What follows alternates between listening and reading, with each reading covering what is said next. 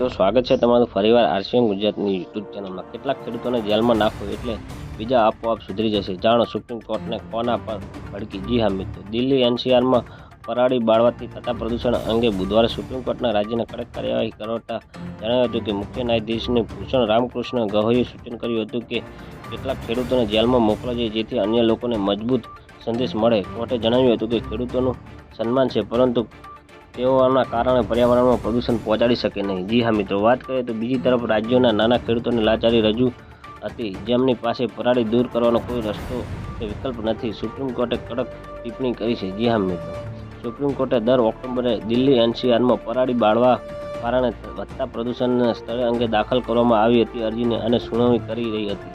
આ દરમિયાન એમિકેસ ક્યુરી અપરાજિત સિંહે કોર્ટમાં જણાવ્યું હતું કે ખેડૂતોને સબસિડી અને સાધનોની ઓફર કરવામાં આવી હોવા છતાં પણ તેમને સમસ્યાનો એ જ છે।